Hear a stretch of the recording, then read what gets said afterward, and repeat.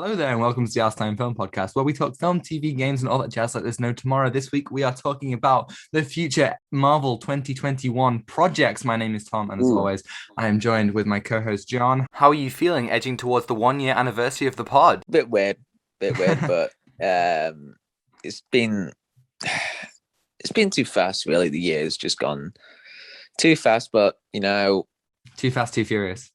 yeah. No. But I'm not angry. But it's a weird time, honestly. Yeah. But scary. But Mm. yeah, yeah. So yeah, we are. So this episode is going to come out on the 25th of July, but we are recording this in the past. Hello there. We are talking to you from the past. We are going to be talking about everything upcoming in the rest of the year. We technically, as when this comes out, we've had Loki, we've had WandaVision, we've had Falcon Winter Soldier, we've had Black Widow, but there's still a lot of MCU projects to come up, and we'll be talking about all of that. But first of all, John, I've got a little bit of news that we're going to talk about. Yes. Oh my God. Yes. So, News. speaking of Too Fast, Too Furious, speaking of Fast and Furious, we have a Fast and Furious spin-off in production. And John, this spin-off is from your favorite character, Cipher. Oh boy. Yeah, so Cipher Cipher. is going to get a spin-off, Charlize Theron's character from Fast and Furious 8 and 9. What do you think about Pointless. that? Yeah. Yeah, I just don't see the potential of this character. I just don't see why this character is special unless you'll whisper throughout the film. Yes, we will do everything we can. She whispers every single line. I don't get it. Like, Charlize Theron is an incredible actress. She doesn't have to whisper everything just to seem threatening. Yeah, I mean, she could do something else, like speak in a higher voice, a volume, or do She can like a high voice be like, yes, it's me, Cipher. No, that's pitch, but Okay. No, uh, touche. yeah. So speaking of high volume, yes, I am Cipher. I am the Fast and Furious villain. Woo, and that would have made you interesting. But whispering, what? Genuinely, What? I think she's definitely the weakest part of 8 and 9. I think that, she just doesn't have like she does pose a threat to the villain, to the heroes, but like she's not that interesting as a villain. She doesn't have the kind of the same gravitas as either of the Shaw brothers, or like even some of the earlier villains. She's just not that interesting to me. I don't know, like what do you think we would see in a spin-off? Would we see her like origins, or maybe?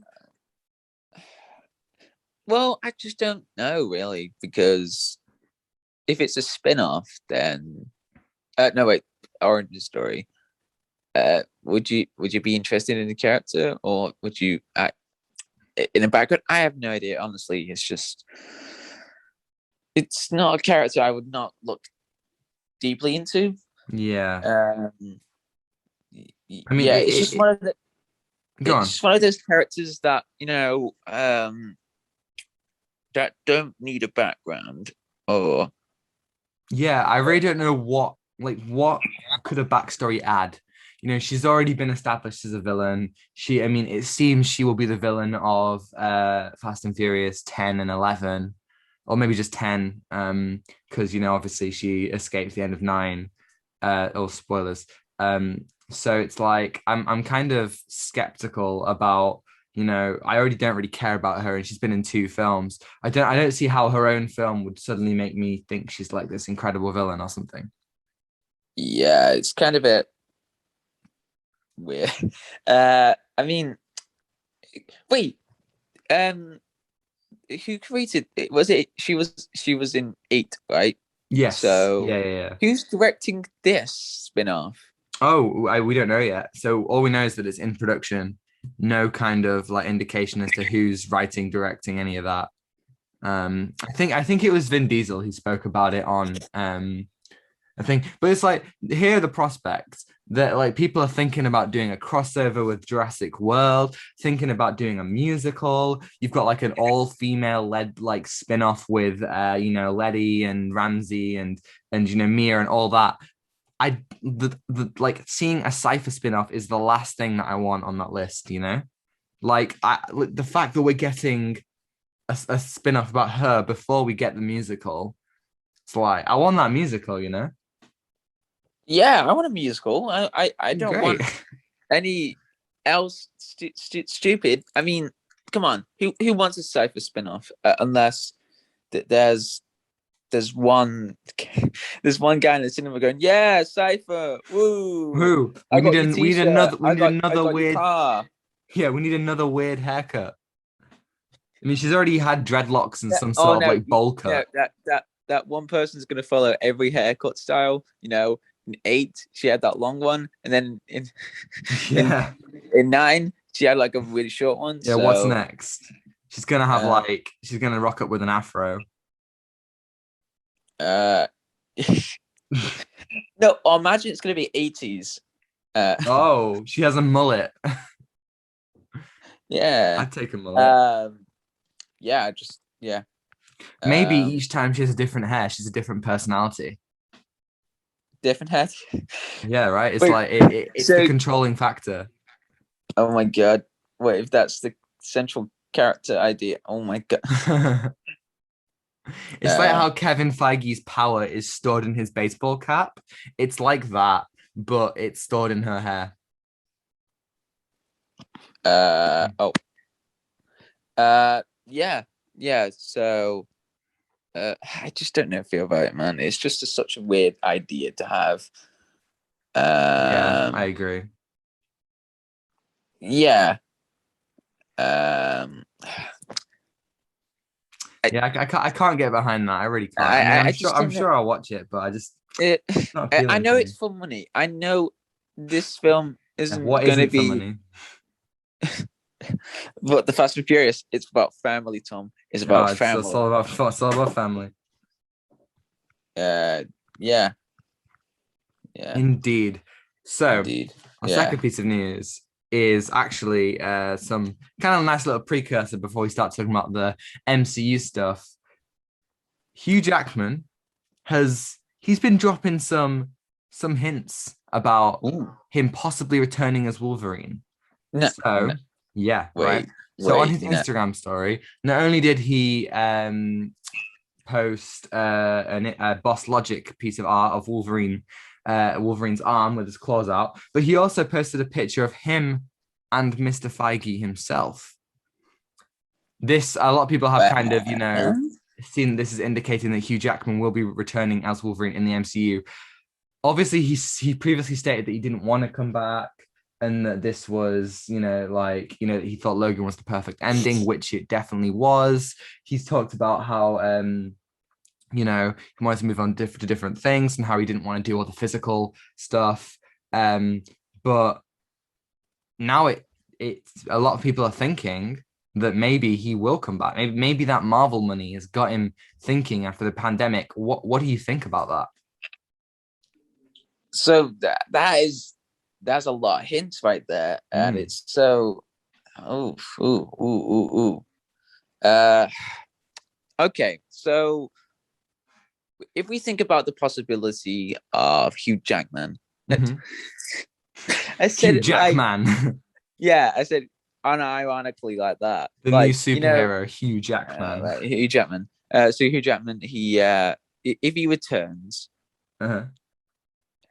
Somehow everyone Palpatine will go returned. crazy. I mean, Yes. but I unless I mean the Logan, that whole send off to the character was just basically made, Yeah. and I was like, wow, that shouldn't be another Wolverine. But I will, I will accept that he's going to be in one movie, and that's it. I just want to be in one movie for a Marvel film, because I don't want that character to be gone on for forever, because Hugh Jackman, he been on screen for 10 years being Wolverine, Yeah. long as that, and he has done the character so well, and and if he's doing it for a couple movies, I just want to see him do one really good film, to do with Marvel. And Yeah, there's as soon as you start doing more than one film, you run the risk of it getting more and more likely that you're gonna star in a bad film. I mean, Logan was one of the reasons why it was so good is because it ended on a high. No one's gonna remember.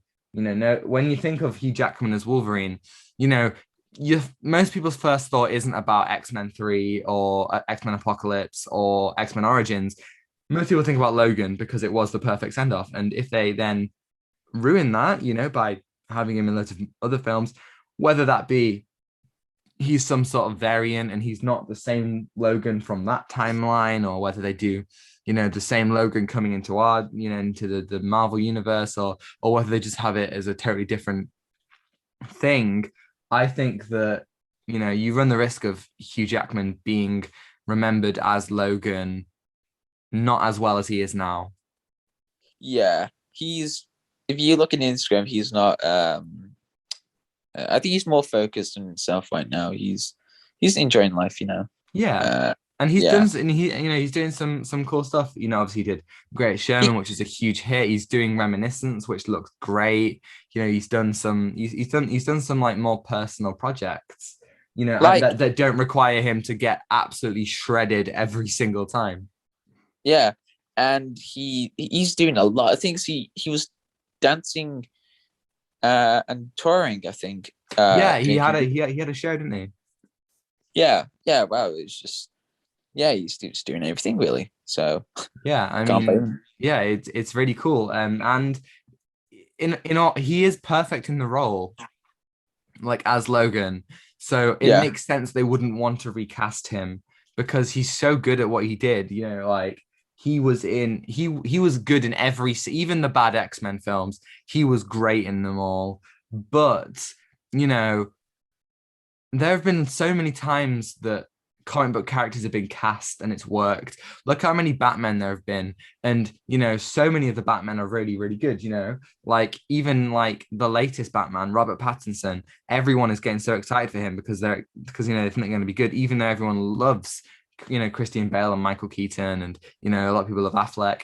My point is that even though people love Hugh Jackman as Logan, it doesn't mean that they should compromise his perfect ending just because they feel like they can't recast him. Because I feel like you can recast him if you try hard enough. I mean, they have done with so many characters. Think about James Bond. Everyone's a different favorite James Bond, and it doesn't necessarily ruin the other James Bonds if you cast a new one. Yeah, but the weirdest thing is that there are certain characters that actors that can play really well, that you cannot see anyone doing it as well. Like imagine someone replacing Wolverine, like any actor, like it's going to be weird, because what Hugh Jackman brings is his presence on the screen, as Wolverine, and you can see it. I agree. Yeah, I think if they were to recast Wolverine, it's a difficult job because Hugh Jackman already defined the character. He's very he does share similarities to him in the comics, but he's also very different to how he is in the comics. And so many people see Wolverine as Hugh Jackman, they see them as one of the same, in a similar way to people see J. Jonah Jameson as J.K. Simmons, which is why they brought back J.K. Simmons in Far From Home. So like I feel like there is a nice thing about, you found that perfect casting, don't let it go. However, is it worth potentially ruining Logan's perfect ending just for the sake of keeping, the best actor for the job?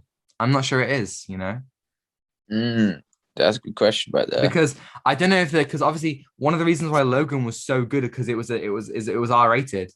You know, it didn't. It was so. It wasn't just brutal in the action, but it dealt with some really difficult concepts. You know, with like suicide and depression and amnesia and loads of things that that the MCU wouldn't want to touch in its PG-13 films.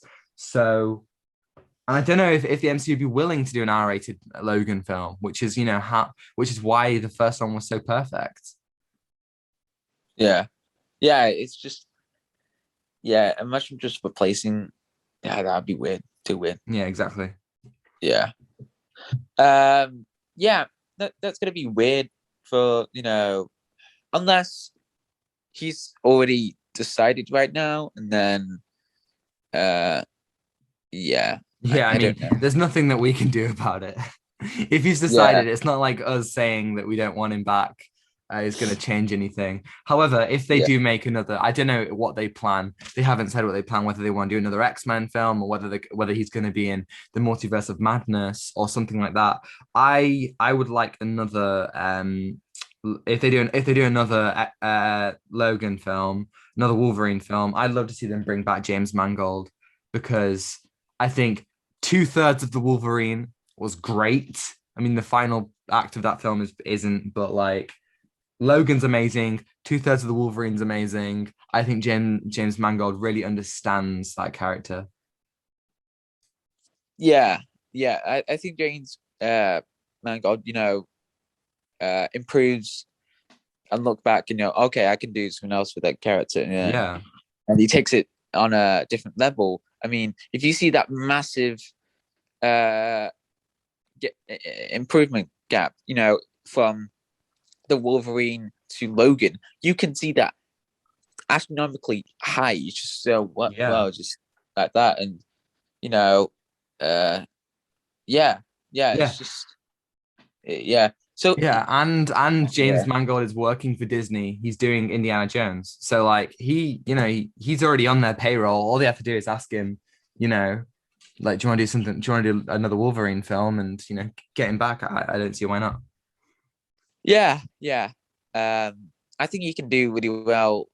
How many films has he directed? Ooh, well, he did Ford v Ferrari or Le Mans Oh yeah, that's '66 in that's this a year. wonderful, great film right there. This let's have a look. James Mangold. Oh no So way, no he did way. Walk the Line, Night and He did this. Day. Yeah, I saw Night and Day. That was a really good. That's a Nice. rom com with Tom Cruise and Cameron Diaz. Wow. That one that was a good one. I enjoyed laughing. John. He's Yes. he's credited for Greatest Showman, but I don't think he directed Wait, that. what? There's a there's a rom com called Kate and Leopold, and that's what he directed. Really? Yeah, Oh, with it's Hugh got Hugh Jackman Jackman. as well.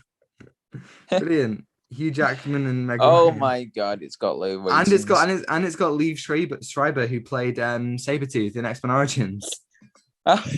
It all comes back. Oh, it So all comes back. here's my Yes. question, right?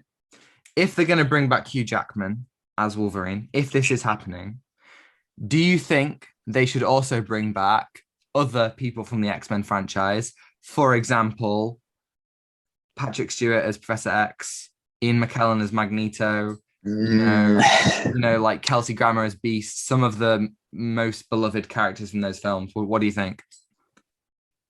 that's highly unlikely Oh, because yes, I agree it's unlikely. But do you think they uh should? no, I don't know. I don't think so because I mean I don't know, man. It's just with the with the acting industry in Hollywood, with Marvel, it's gonna be a lot more complicated. I don't. It's just. Yeah, I Mm, mean, I don't think they want to hang on to that stuff. I mean, in honesty, yeah. they like I remember seeing a report back, when they were acquiring Fox, when Disney was acquiring Fox for X-Men and stuff. The report was they want to go in a completely different direction with Magneto and Professor X, making them wanting them to go, be two black characters who were like more products of the civil rights in the 60s. So totally changing like elements of their origin stories, which I think is, interesting direction, definitely different to how they did it in the Fox films. But I think if they're going to bring back Hugh Jackman, I think it would be cool for them to consider other people, because I think a lot of those actors in X-Men were very, very well cast. Yes. Yeah, it's gonna be really weird. Well, I did well exciting if they're gonna come back, but that's highly unlikely. I just don't see them returning on screen. I just want to, go past through the Marvel stuff. So Yeah, I mean, I would love to see them back. I mean, in my opinion, Magneto is the greatest Marvel villain. I think that both Michael Fassbender and Ian McKellen did incredible jobs. But I think also their story is done. In a similar way to Logan's story is done. Charles had a wonderful send off in Logan. I would argue that Eric had a great send off in Days of Future Past. I think that. oh yeah, I Days mean, Future I Past. mean, in my opinion, Apocalypse and Dark Phoenix aren't canon.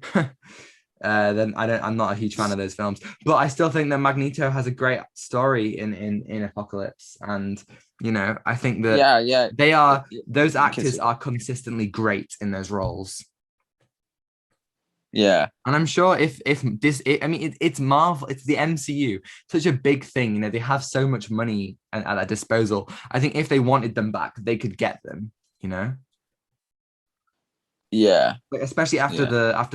the pandemic. Getting secure roles is important for actors.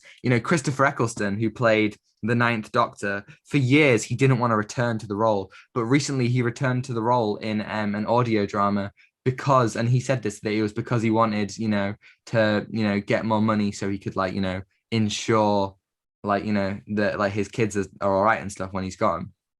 Oh, Yeah. oh, that's sweet. Yeah, I know, right? And I think Oh, I think that I that is thought. a new perspective that you get from after the pandemic.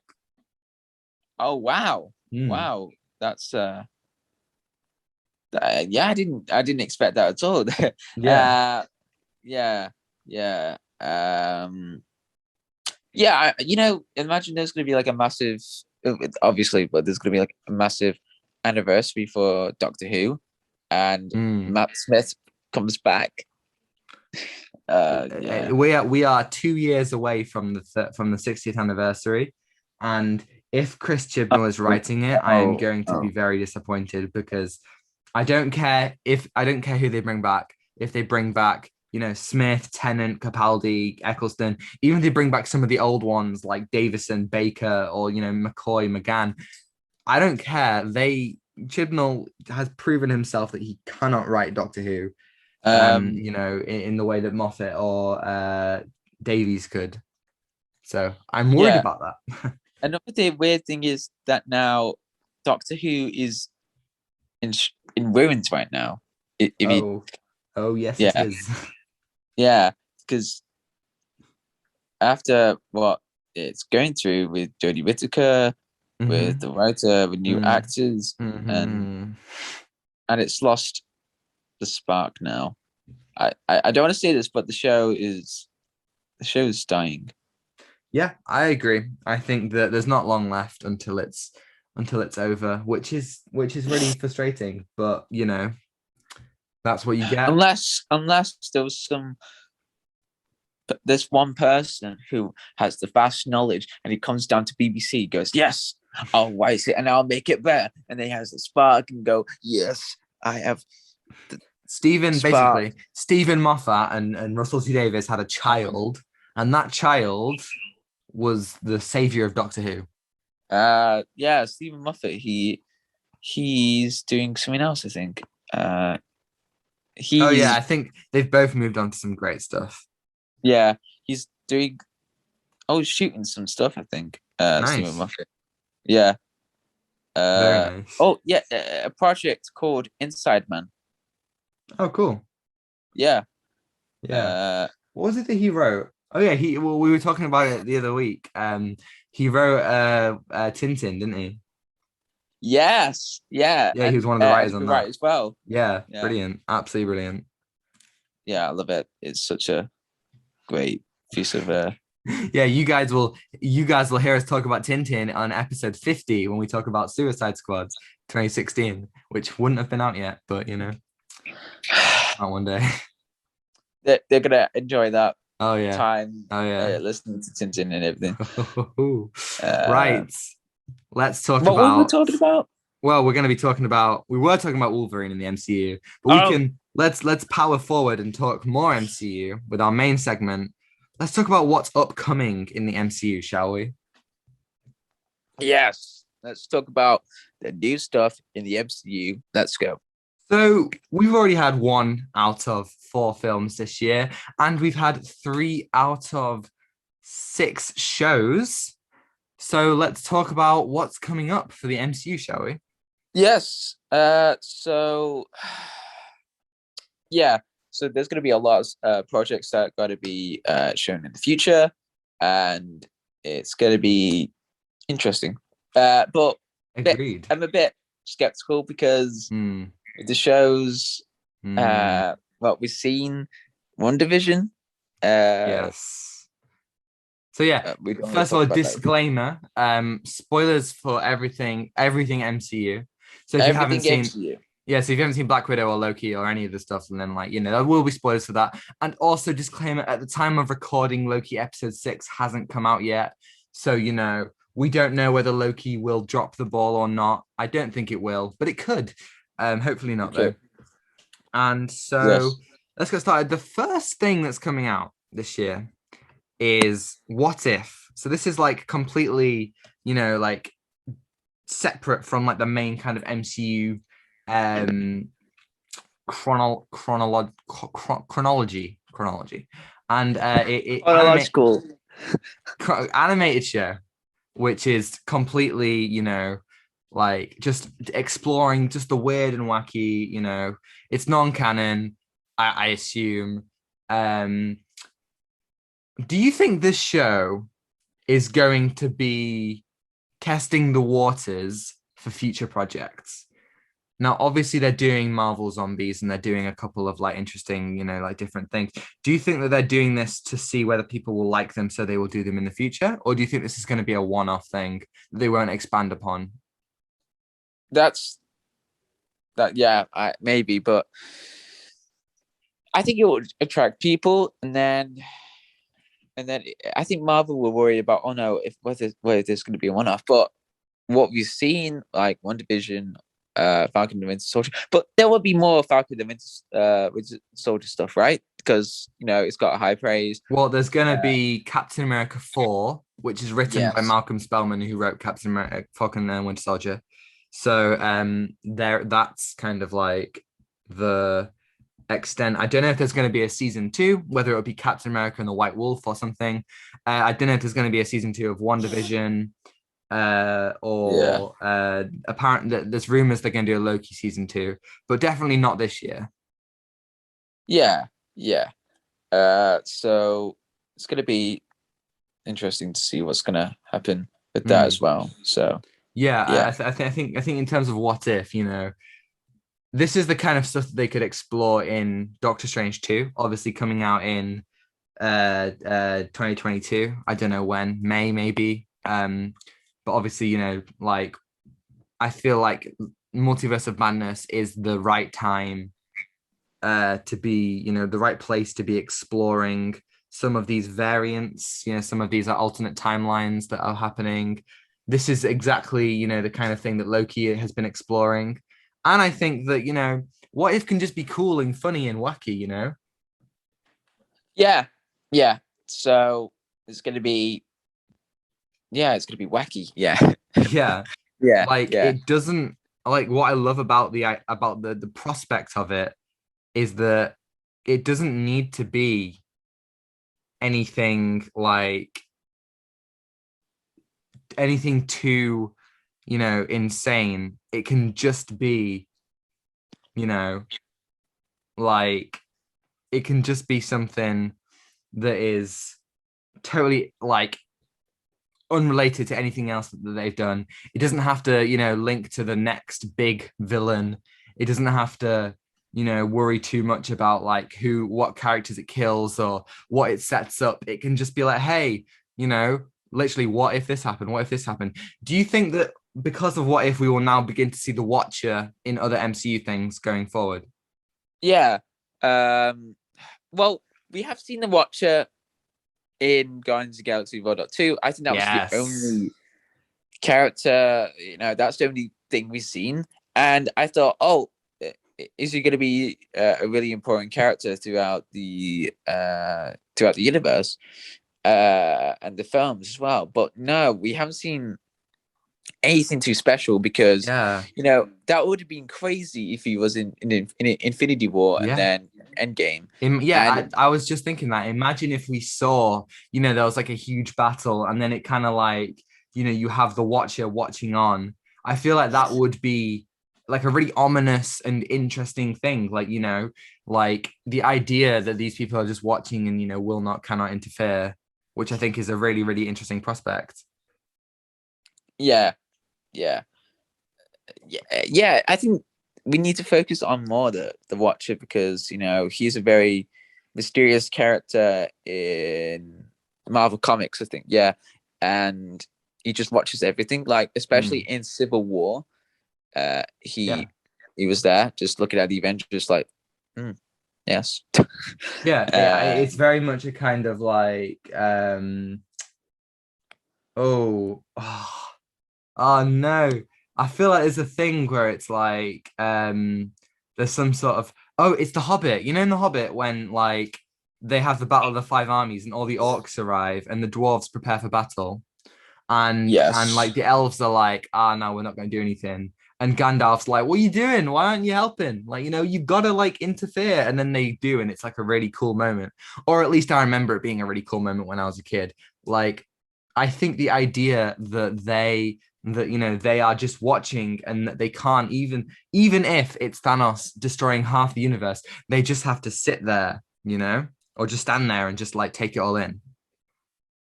yeah, yeah, and yeah, it's going to be interesting where the show is going to be.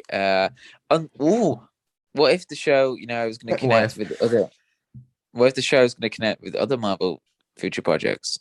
Yeah, that's what I'm kind of thinking it might be doing. I mean, Yeah, obviously Marvel have in the past. Remember in Thor, they added loads of different Easter eggs, and based on what people were most excited about, in that case, it was the Infinity Gauntlet and Odin's Vault. They were yeah, like, okay, so we're gonna, see if we're gonna try and adapt that storyline. I think maybe they're gonna do something similar here and kind of like, test the waters and be like, okay, what do people respond the best to? What storyline did the people really like? And then from that, try something new. yeah, yeah. Yeah. It's going to be really interesting. Yeah, Yeah. so that's coming out on the 11th of August. And then after that, the next project is Shang-Chi, The Legend of the Ten Rings, coming out Yes. on the 3rd of September. This is far and away my most anticipated MCU project of the year. I am so excited for this. We've had two trailers. They both look insane. Yes. It's going to be one of those Marvel films that really changes the game. Yeah. So with everything that you can see, like the cinematography, the mise en scène, Mm. the way the film looks, I mean, it Bill Pope, the cinematographer, he worked uh on Spider-Man 2, Scott Pilgrim. I mean, that guy, already I can see so much color and so much vibrancy to the action and to all the settings. And that is exactly what I want to see. yeah, and it's gonna yeah, I'm really excited for this film as well. Uh, and it it's going to be different because it's focusing on something else as well, with a different place and Mm, also with surprise cameos as well, unless yeah. Abomination is going to be a key uh central character. Well, of course, into this this. this one isn't just going to set up Shang-Chi and the Mandarin and whatever else they want to. But we've got Wong in there, and we've got Abomination. Obviously, Abomination is going to be in She-Hulk, so maybe this will show Abomination getting captured or something. Maybe he'll get captured and put in the raft, and that will set up the Thunderbolts, which I still think they might be wanting to do. I mean, obviously they've got US Agent and they've got Yelena from what do you call it, Black Widow, and they've got Zemo, and they've got they might have Abomination. I think they could be setting up the Thunderbolts here, and obviously Wong, who I think might be in Spider-Man because Doctor Strange is in Spider-Man, and I think Wong was on one of those toys that was released recently. Yeah, So I think those are really cool ideas, but also we're exploring we've never explored, anything right, okay, you're gonna have to correct me if I'm wrong. We haven't really explored anywhere in Asia in the MCU. I mean, Doctor Strange trained in Kamatage, which I'm pretty sure is supposed to be in Asia, but we haven't really seen loads of that culture. Obviously, we've had a lot of African culture with Black Panther, and most of the other films are set in America. But I don't think we've seen anything else in Asia. Am I wrong about that? well, Age of Ultron. They No, did. that's not They did go to Hong Kong, didn't they? Is it Hong Kong? No, that's what? Oh yeah, it was Korea, wasn't it? With Yeah, it was Korea. Helen Cho, right? Yeah, Helen Cho. What Yeah. happened to her? She was just in Age of Ultron, then she just disappeared. Oh yeah, what happened to her? Yeah, she just never showed up again. And she was in the ending Wait, of Age of wait, Ultron. wait, She's still wait, wait, alive. wait, wait, wait, wait, wait, wait, wait, wait. Does she? Is she? Dead? No, she's not. Well, if she is dead, we didn't see her die because she was shot by Ultron, but then Yes. they healed her, and she was in the end with Selvig. Speaking of which, we haven't seen Selvig since Age of Ultron either. Oh my God. Yeah. Yeah. Couple of things they got to remember about. But yeah, they haven't properly explored, Asian culture, and I think that's going to be really, really interesting to see. Not only is Shang-Chi going to be a really huge cultural landmark in the way that I think Black Panther was, it's going to be really interesting to see that different side. And yeah, and this film is taking so many influences from, Hong Kong action cinema, and the action scene in the trailers, all these scenes on the train and in the fighting ring. It looks so cool. It just looks amazing. I'm so excited. Yeah. Yeah. It's gonna be great. Yeah. Yeah, it's gonna be a fresh new take. Mm. So yeah. I'm gonna see what's gonna happen in this film. So yeah. Yeah, definitely. So our next project is Hawkeye. So there's no release date for that yet, but we do know that it is in this year. So maybe it will be in between Shang-Chi and Eternals, Shang-Chi being in September, Eternals being in November. So maybe somewhere between that. That could also be when Miss Marvel is. But let's talk about Hawkeye. Hawkeye is an interesting one. We're getting obviously Clint Barton. We're getting Kate Bishop, played by Haley Steinfeld, introduced, but we're also getting, as we know from the Black Widow post-credit scene, Yelena is gonna be going after Hawkeye, because she thinks that he killed Natasha. Now, what do you? Which is stupid, by the way, because Yes. unless Yelena trusts Madam Hydra on a very stupid level, but I mean, it's so all you have to do is talk to Hawkeye a little bit, and you'll realize yeah, that talk to Black Widow Yelena for a bit. Just grab a killed coffee, herself. talk to her, Yeah. just grab some biscuits, and then she'll believe you in 5 minutes. So Yeah, I know. It doesn't. Hey, just put on Endgame. Watch Endgame. It's easy. Go to the yeah, just TVA. Watch the events of Endgame. bro. Are you dumb? Watch Endgame, bro. Yeah. Come on, man. But come Stupid. on. But no, really, that is lazy writing because Yeah. Madam Hydra would know classified stuff or she doesn't really knows what happened in Vormir. So Yeah. yeah. Yeah, That which that is that that is true. Interesting to see. But this could take us to the next step because obviously, um, Madam Hydra was in Falcon and Winter Soldier very briefly. She was in Black Widow very briefly.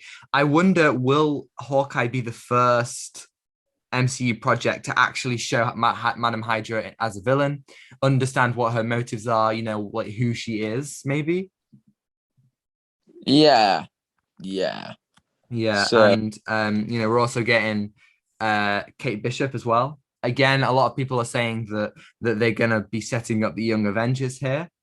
So Kate Bishop, obviously is part of the Young Avengers. So maybe this is another step towards that. And also, I can't remember her name, but there is a deaf archer in this one, who is getting a yes, spin-off. You know who I mean? yes. So I don't know what's the name of the Death Archer. Well, okay, so in the comics, Hawkeye's deaf. Yes, and I think they're exploring that because if I remember correctly, on set in set photos, Hawkeye is wearing hearing aids. Uh, oh, and interestingly, in one Deadpool comic, sorry if you're hearing that noise. No, I'm not hearing You anything. okay, cool. Um, in one Deadpool comic, Hawkeye has cochlear implants, which I have, and yeah, it's different because, well, with Hawkeye, he would have like better peripheral vision because a lot of the deaf people they have a better peripheral vision, and they can see everything around the corner or eye, like sometimes behind. Like in 11th Hour. Maybe, but no, with archers they have to like see everything, like a chameleon. They have like these weird eyes and they can see everything 180 degrees. So That's really cool to explore. I mean, what I was one of the reasons I was disappointed by Endgame was that we never really got any of Ronin. Like Ronin had oh yeah, that was one disappointing. he had one scene where he went like proper ape shit on some Yakuza members. This really, really cool like one take action scene, which I thought was really, really nice. And I would really like this show to explore the fact that Hawkeye really lost it and the fact that he feels he doesn't deserve, to be back with his family. I feel like this show could be exactly what Black Widow wanted to be, the chance for Hawkeye's kind of redemption. He's teaching a new person, he's getting over his role as Ronin, and Hawkeye hasn't had his own solo project yet. I think a TV show is perfect. If Loki, WandaVision, and Falcon and the Winter Soldier is any indication, is that shows can make smaller characters so much more in depth and interesting. Yeah. So that's gonna be cool. But we're not cool. Wait. Yeah, I'm uh, I'm I'm excited. Honestly, I've loved Hawkeye ever since Avengers. When I was a kid, and I think that there can be so much more to him than just being, the cool archer. And they introduced him with the family in Age of Ultron, and they introduced the concept of Ronin in Endgame. You can do so much cool stuff with him, and I feel like they haven't yet, and I really want to see them do it. yeah, yeah. But I'm hoping that it's it's going to be interesting to see with a deaf archer and a deaf character Yeah. in a Marvel film, because I'm hoping that they'll do it right, Mm. because I don't want anything to I don't know, like I want something on the same level as what deaf people feel, and to connect. And if they can do that, connect with the audience without deafness, and to connect with deaf people, that's going to be great, because I think that to find out more about the character. But Yeah, I agree. I think that they need to treat it with respect and yeah, they should. not just as a Yeah, thing that's like, yeah, it's just like the comics. They should properly explore that. And I think that there is the opportunity for to because I think it would be really cool if Hawkeye is dealing with some sort of PTSD after what happened in Endgame, you know, with Natasha and with him being Ronan. I think that would be really interesting, you know, with him struggling with that and going deaf at the same time. I think you could have some really interesting stories to tell. Oh no, that's oh my god, that's just horrifying because well, not for me. Oh well, unless you're grown with it, but after like having PTSD and deafness at the same time, that is okay. That's another level Yeah, there's so pain. much that I think that they Oh can do with that. jeez, yeah, they can do a lot with that, and Definitely. but unless the deafness will help him be, it's therapeutic.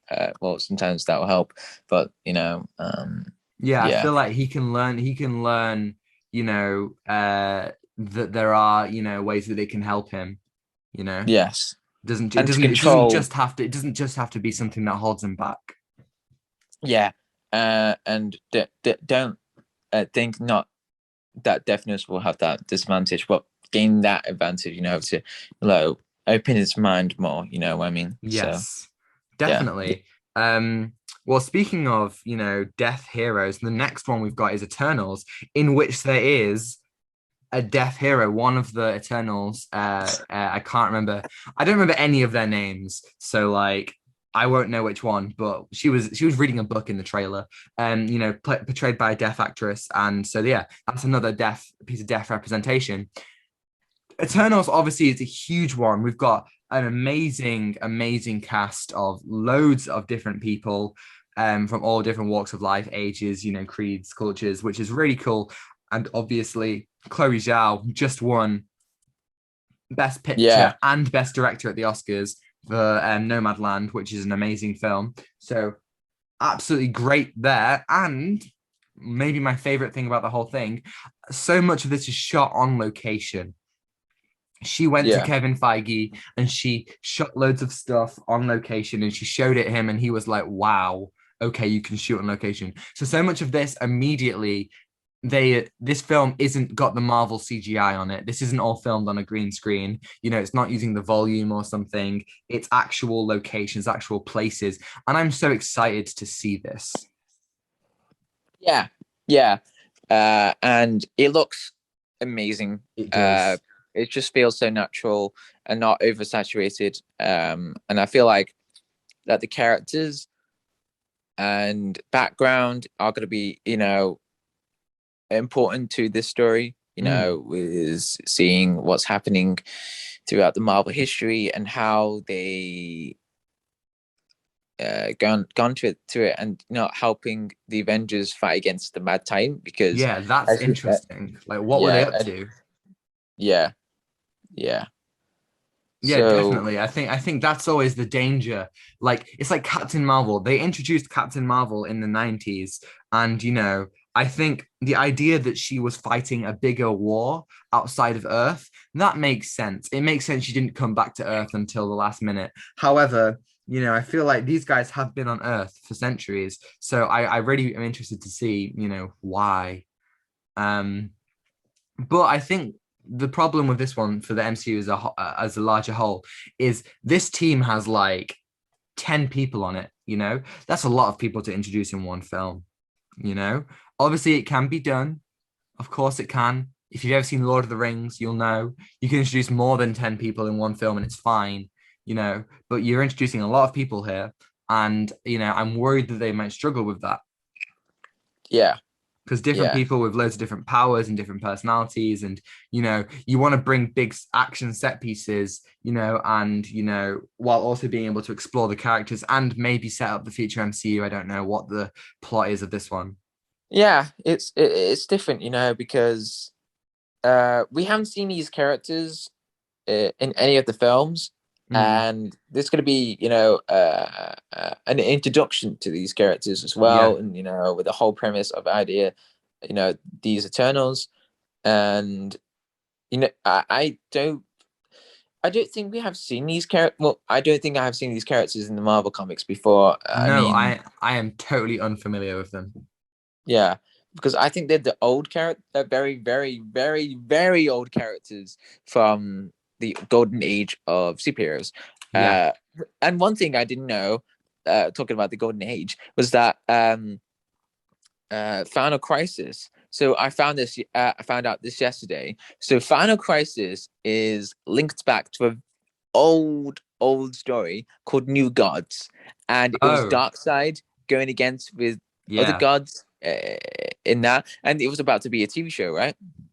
Oh yeah, they were gonna make a film about it, but they scrapped it because apparently it would have been too confusing after Zack Snyder's Justice Ah, League. nah, it would Stupid. not be too No, confusing no. because what I found out that it was just like a before story. You know, it was just before like a prologue, the prologue Mm. to everything about what happened, and to be confusing, what? No, and and the other gods, going against Darkseid, they wanted to find out the anti-life equation. So, Yeah,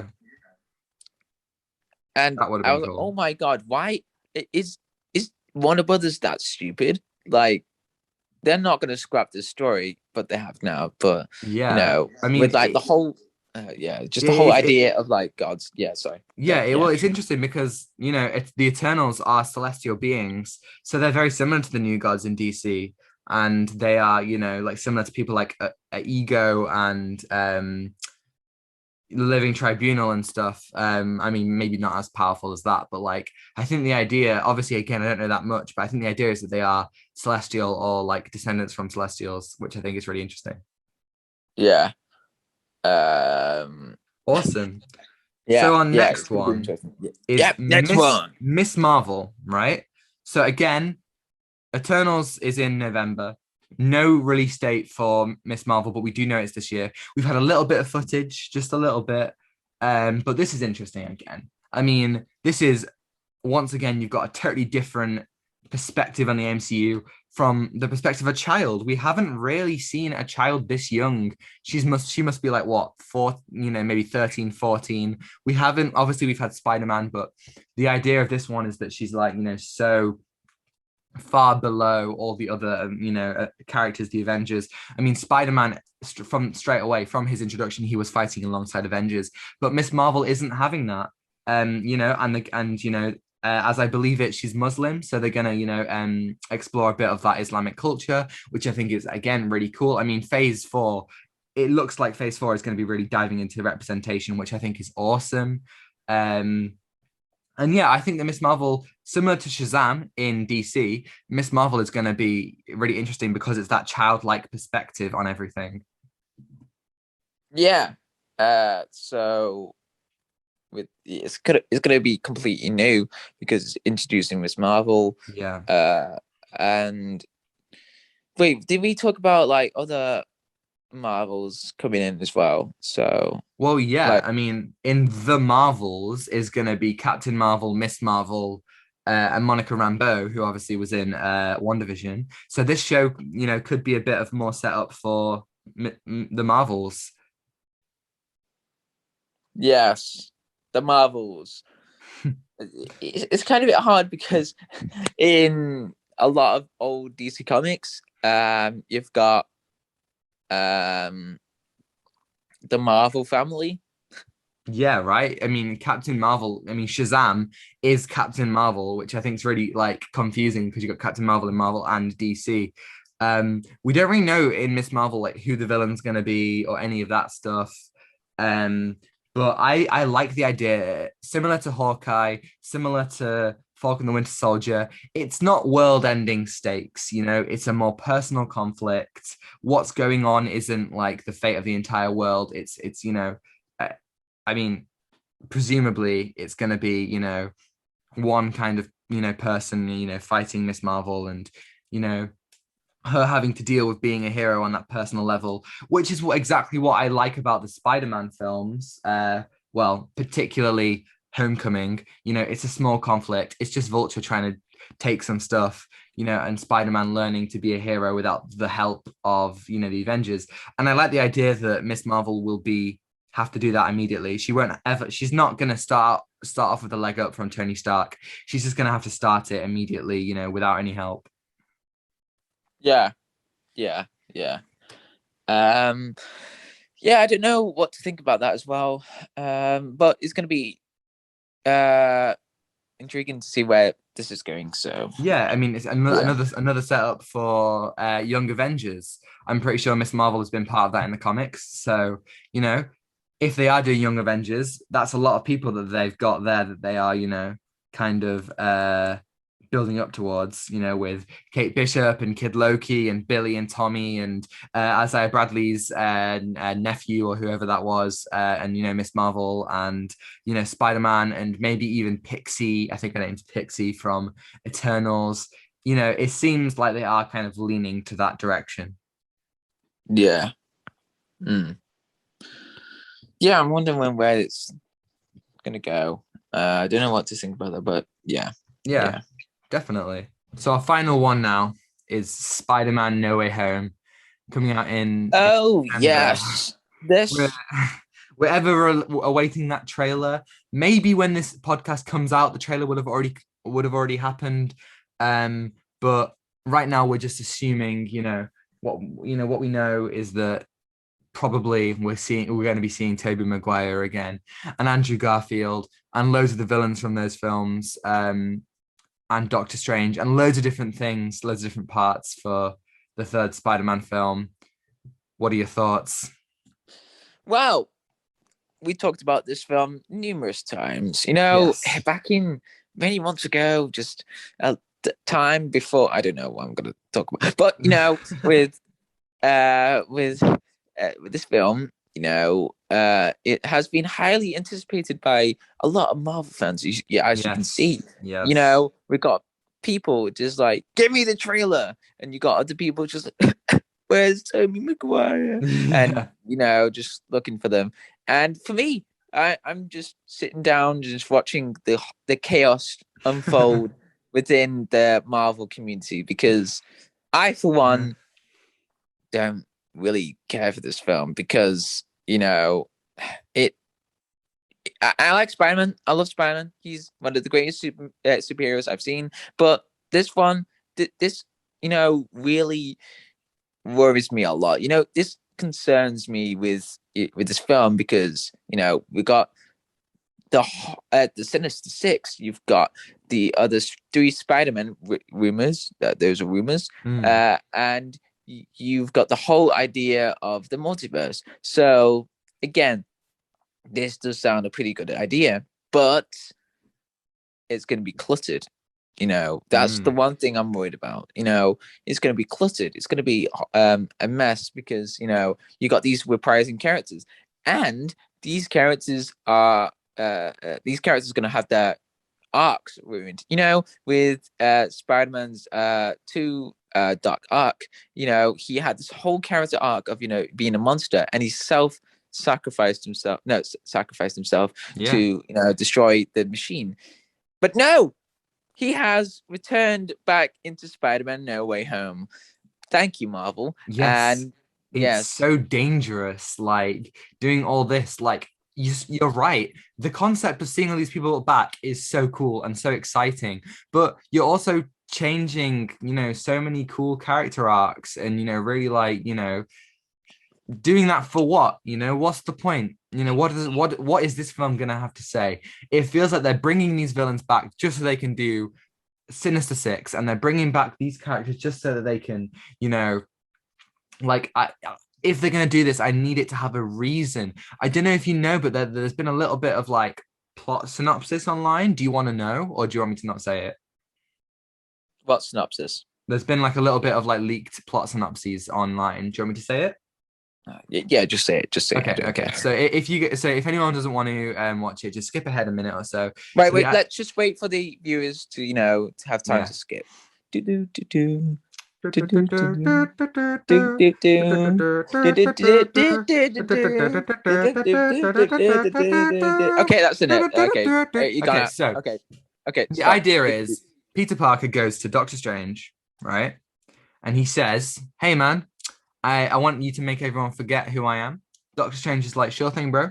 So he like, yeah, no, this is the actual script. No. And so that he helps him change everything, and he performs this kind of spell, but the spell goes wrong, and ends up opening loads of different portals through which villains come out.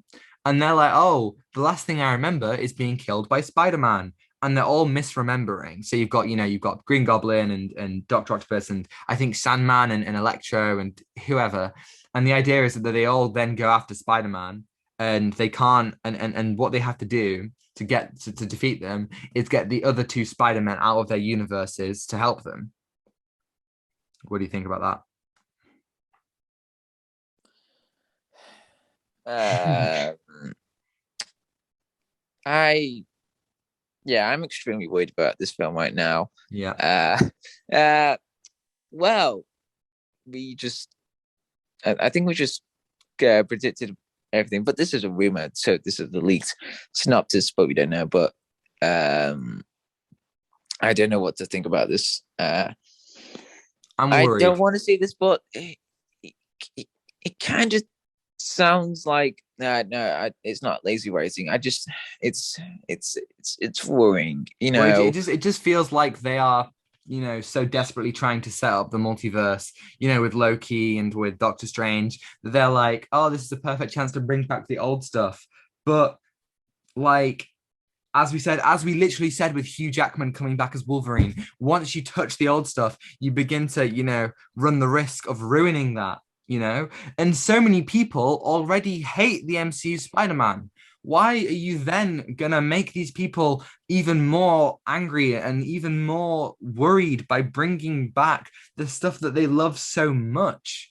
All I hope at the bare minimum, Sam Raimi's directing Doctor Strange 2, right? All I want them to do is brings back Sam Raimi and bring back Mark Webb and have them help them write the scenes for their characters.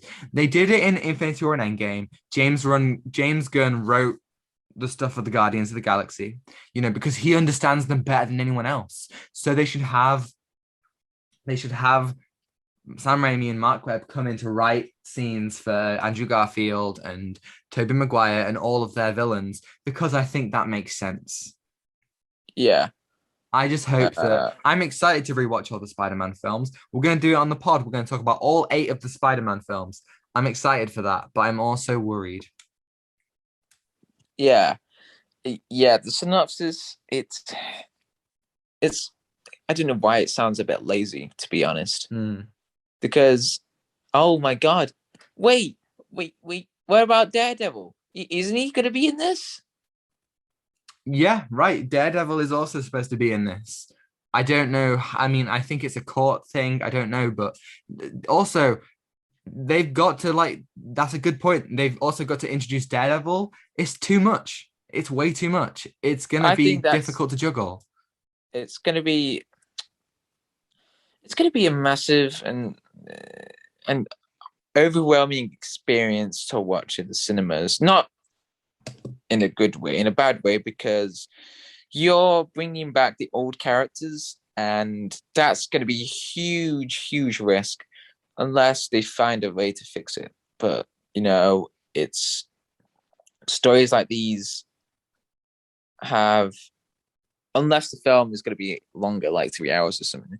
But but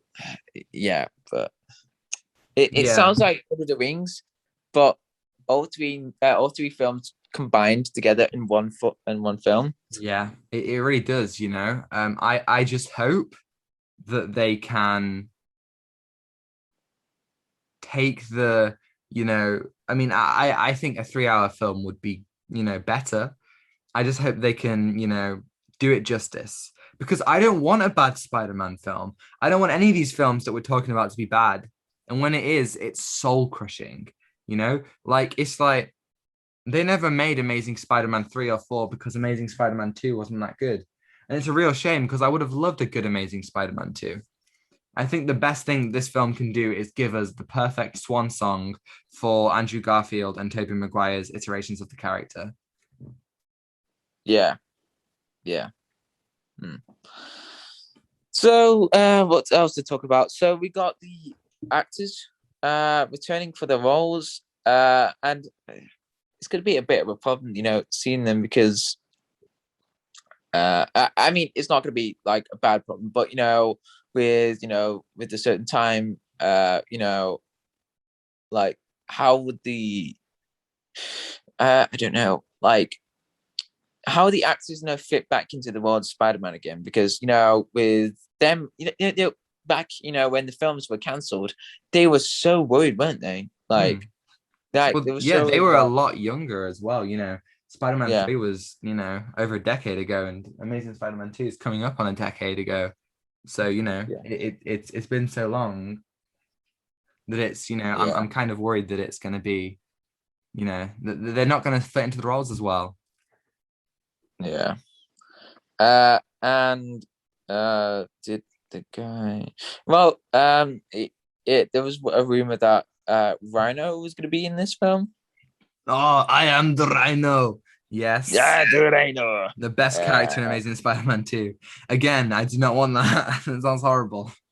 yeah, My God. So, yeah, MCU 2021. There, hopefully, it's all going to be good. Some stuff sounds good, some stuff not.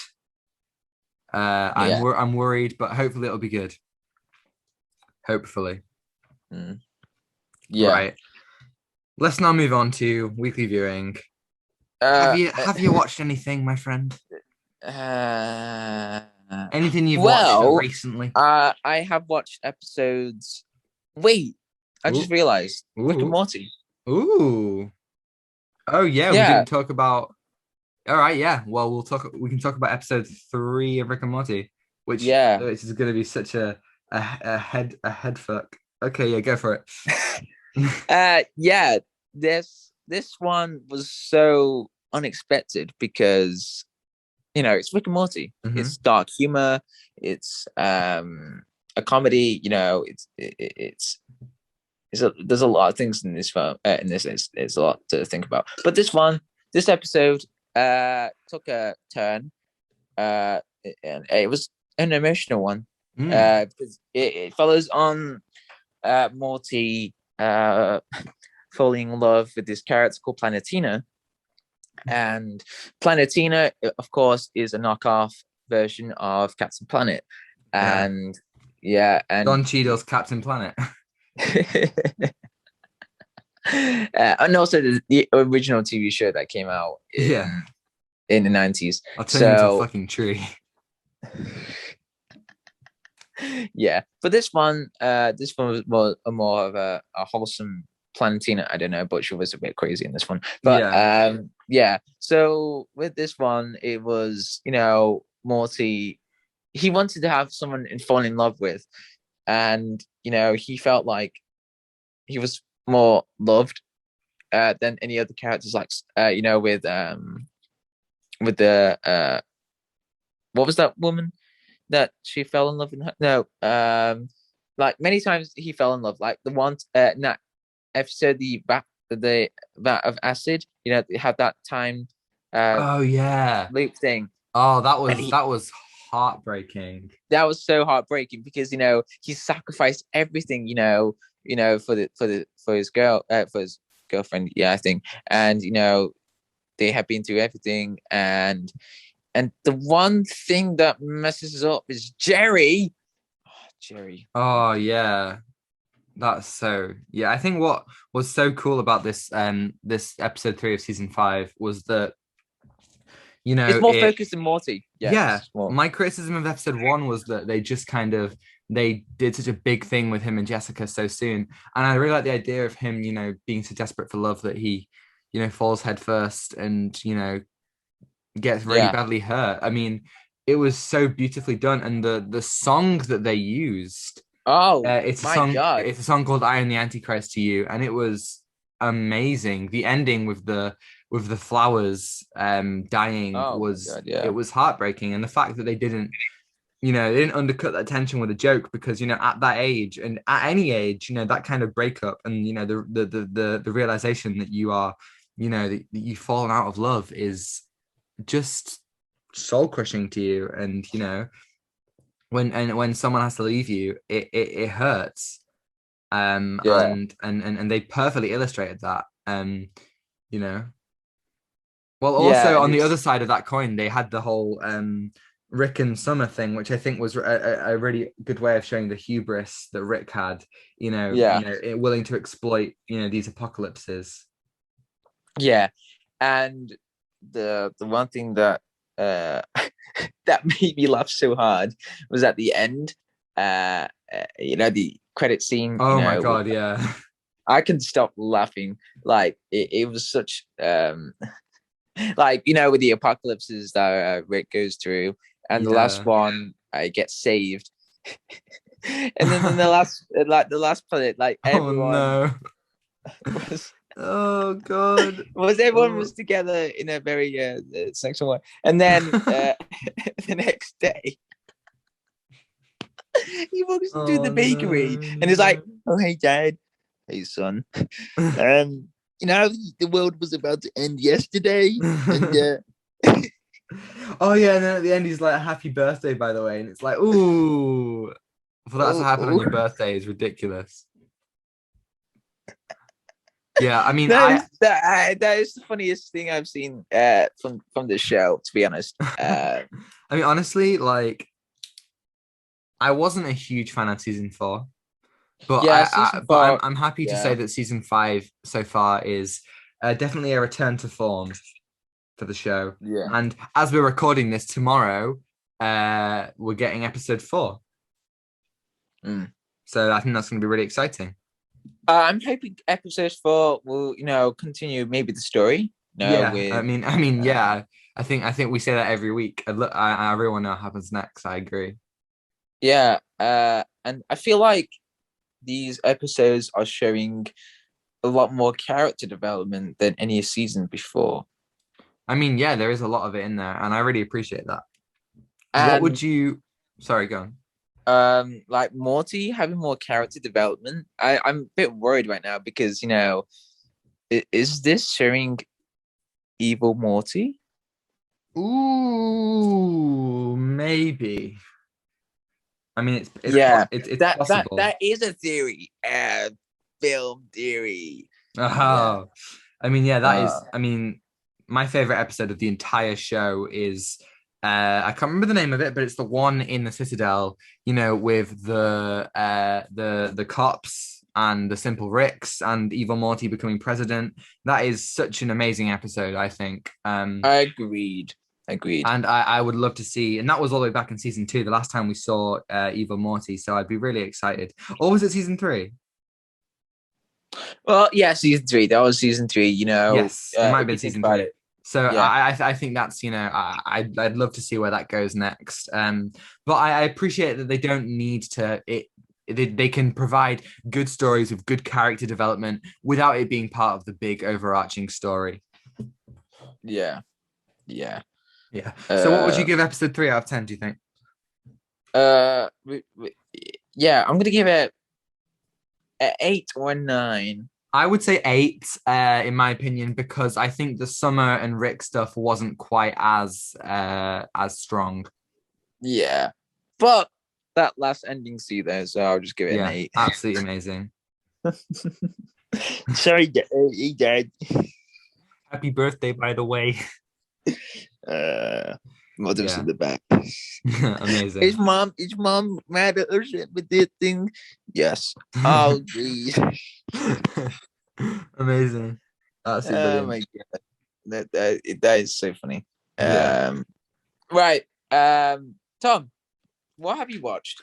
Well, John, I've taken a blast from the past recently. I've watched one of my favorite TV shows from a few years ago, like one of the final like kids TV shows I ever watched, and I rewatched it recently because I'm crazy. And so this show is called The Next Step. John, you remember The Next Step? Of course you did this. Yes. Of course you watched this again. Yes. So basically, if those of you don't know, The Next Step is a Canadian like teen drama comedy show about dancers. And when I was young, so when I was 11 to about 13, I watched maybe a bit younger than that, maybe 10, 12, something like that. I watched the first 3 seasons of the show. I never went beyond that because it kind of all wrapped up really well. And I recently rewatched these 3 seasons, and still I'll never go beyond season 3 because I think it wraps up perfectly. And it's a really cheesy show. it's very tropey. It's got all that stuff that, is fun to laugh at. But I still think it's a wonderful, wonderful masterpiece of a show. It's so sincere and it builds such both likable and unlikable characters with, some really funny moments, but also some really sweet moments. It doesn't, for all of its shortcomings, for all the facts that it is tropey and cheesy and all these things that that I would normally look down on, it wears its heart on its sleeve and it never apologizes for itself.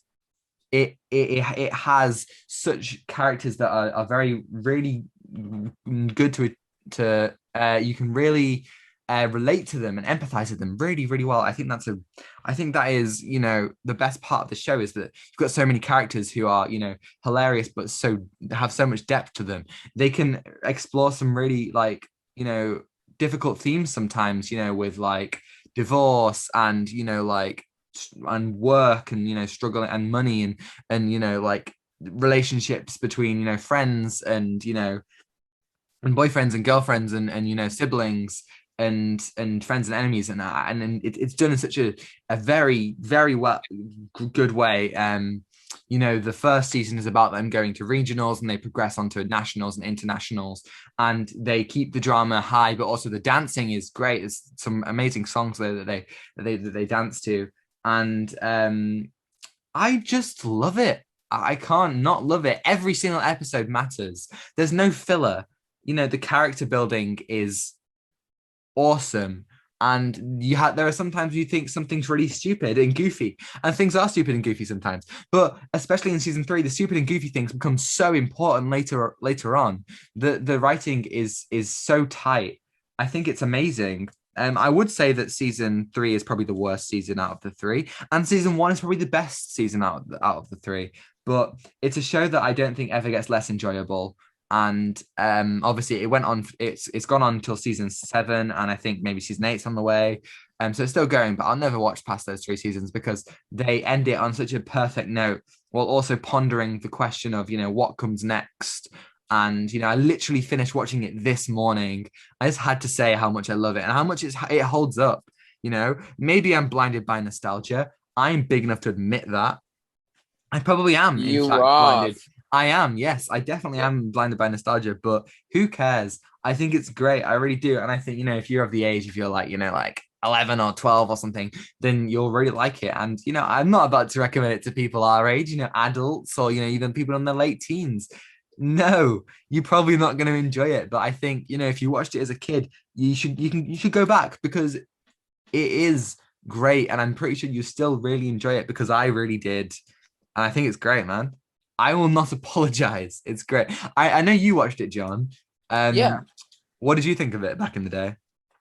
Back in the day, I mean, it was entertaining to watch when I was a kid. Hell I yeah. mean, like with the dancing, I was like, oh heck yeah, with the Yeah, music, yeah, yeah. man. And I didn't really look into the character development, but it was like all gossip, like with her, she's like, oh my god, yeah, I'm falling in love with everything. Oh I my can't god, believe they kicked me out of the e-girls. oh my god, they kicked me out of Studio A because I was texting. But yeah, Yeah. I mean, yeah, it is really like that. But I think, it's so sincere and it has such an amazing emotional core that I love it, man. It's great. I think it's awesome. yeah, I might Yeah. watch it soon. But Yeah, it's awesome. I really think anyone who loved it as a kid should definitely go back and love it and watch it. I'm gonna give it a 9 out of 10. oh It's wow, it's not perfect, but I love it so much. And yeah, I can tell. I'm gonna start ranting about it now. What else have you watched recently? I have watched. Uh, I've watched more episodes of Neon Genesis and Evangelion. I know I Oh, haven't finished the show, but it's kind of a bit hard to go by because it builds slowly, mhm. and I am able to watch more episodes because with everything I've been doing lately, Yeah. but I have been watching more of it, and it's it's really good. It's interesting. I'm on episode 15 right now, and it's picking up the pace for what the whole idea of the show is, and I've got 10 episodes left or something like that, and it's so amazing how they built this world of like this whole place for Neon Genesis Evangelion, because it just looks amazing, to be honest, like with the animation, with the voice acting, and it's got a very ambiguous storyline, which I like, because it makes you question about the show, and you want to find out what happens more. And that's why I really like about stories, because you can build and you create questions and then you find the resolution. So I am still venturing down onto the Neon Genesis Evangelion, and I'm really liking it. What else? Yeah, that's it from me.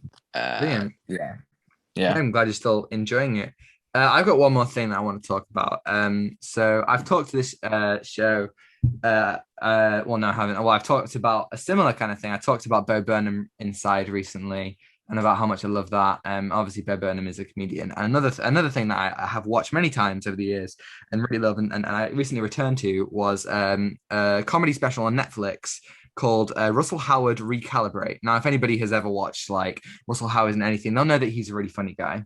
And I think yeah, yeah, particularly yeah. like people in England, he has like he taps into very British humor, which I think is great. And he provides this Netflix special called Recalibrate. It's about an hour and a half long, and it's a lot simpler than Bo Burnham Inside is. It's a very classic. He's on a stage talking to an audience. He's got jokes, and I think this is one of the funniest things. I'm not going to spoil any of the jokes because not only could I not do them justice, but you need to be in there to watch it. It's the funniest thing. I think it might be the funniest thing I've ever seen ever. Like in terms of comedy show, I do not know see how anything could ever beat it. It not only does it have an amazing message, of the state of the world. I think this is 2017, so Trump had just got in. They just come after 2016 and Brexit and all that, and so like it's very retrospective on all of that, and it's talking about the state of the world, and like there's a lot of critiques about society, and and where things are headed, and obviously watching it now you're really like, yeah, well, the worst is yet to come, but it's wonderful. All the jokes it makes are so spot on, and they really nail so many things, and they are so well structured.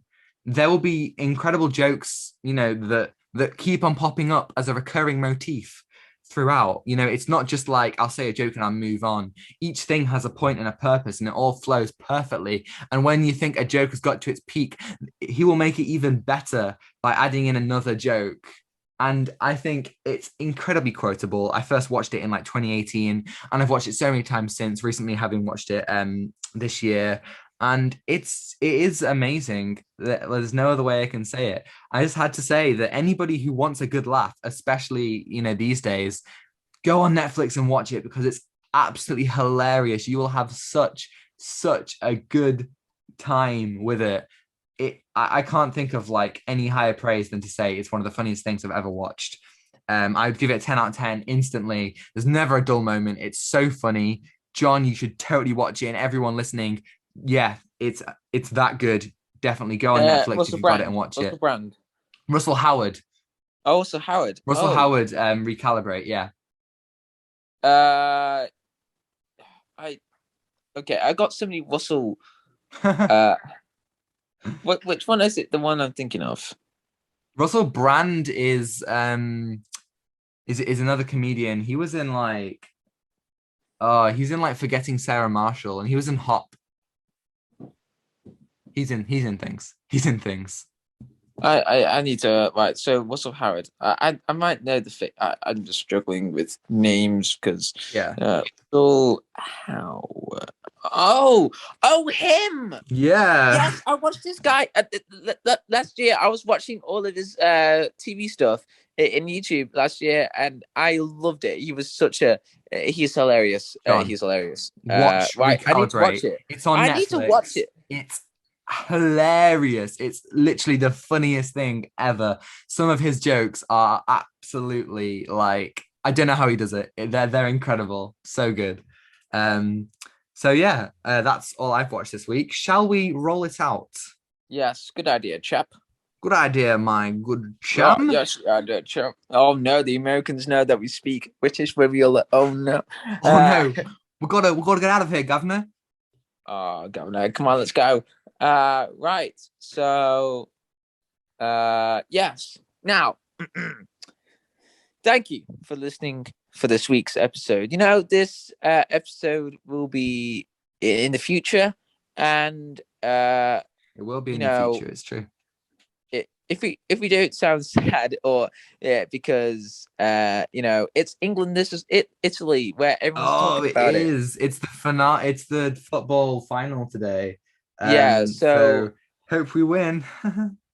hopefully, yeah, future us listen to this, and then Oh we'll yeah, be literally when we record next week, episode 47, we might just sound so defeated, so depressed. oh my god, because like that'll be like England. If we lose, that will definitely break us, because you can see people in the Football ain't streets. coming home. You can see people just walking in the streets, just like sitting down, just contemplating life, like football.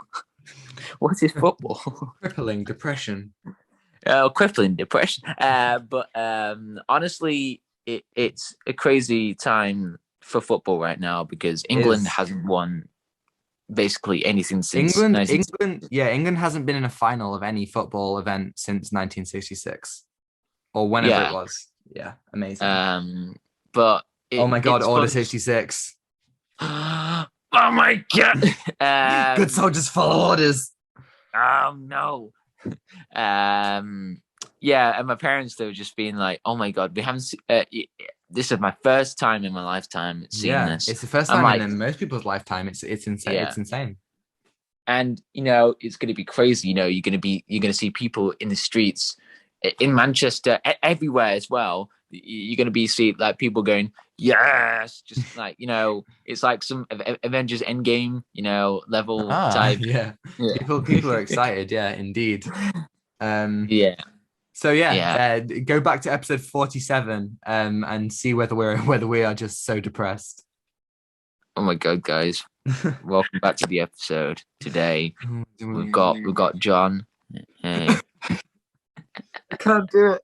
Oh, so yes, thank you everyone for watching. If you Thank you. enjoyed, Yeah. give a thumbs up and subscribe if you want to see more. We have done loads more Marvel stuff. We've done an episode on Black Widow recently. We did an episode on Black Widow's films before that. We'll be doing Shang-Chi in about a month and a little bit, whenever that comes out in the beginning of September. So if you're interested in all that, next week, next week as you're watching this, we are going to be talking about the two Space Jam films. We're going to book tickets to watch Space Jam: A New Legacy this week, aren't we? So that is exciting. And then last week for you guys was Monsters at Work. So if you're interested in any of that, and if you want to get in touch with us, tell us your thoughts on what's coming up in Marvel or anything like that. What do you think of Wolverine in the MCU, or Cipher in Fast and Furious, or Rick and Morty, or anything we've talked about? What do you think of the next step? Tell us all that. And yes, you can email us at outstinefilmpod@gmail.com, or get in touch with us, or follow us at Twitter or Instagram at outstinefilmpod, or follow me on Twitter at Tom the Boardman. As always, stay safe and all My that. account is dead. Your account is dead, has been dead for a while. Yeah. If you want to, experiment it around, just don't do anything weird to like me, just like having this dead profile, just like, yeah, it's me, Well, they won't even be able to find your profile anymore. I removed all the links. Yes, You're officially my dead. profile is dead. I should deactivate it because it's not used to anymore. Yeah, that's it. Please wear your mask and wash your hands when going to the cinema. We want our cinemas to be open, and we want everyone to be healthy and be clean as well. We want to watch Suicide Squad. Yeah, we want to watch every film basically in the cinema, apart from Yeah. some bad ones. Yeah. Um, yeah. So again, thank you for listening. If you enjoy this, like this, comment whatever you want to talk about, like any future films that we want to discuss. Yeah, please. We will read out your emails if you email us and reply on air. So yeah, please do. Yeah. Thank you. Um, Yeah, right. take us out, Kevin, John. take what you give it. Give nothing back. Goodbye. Goodbye.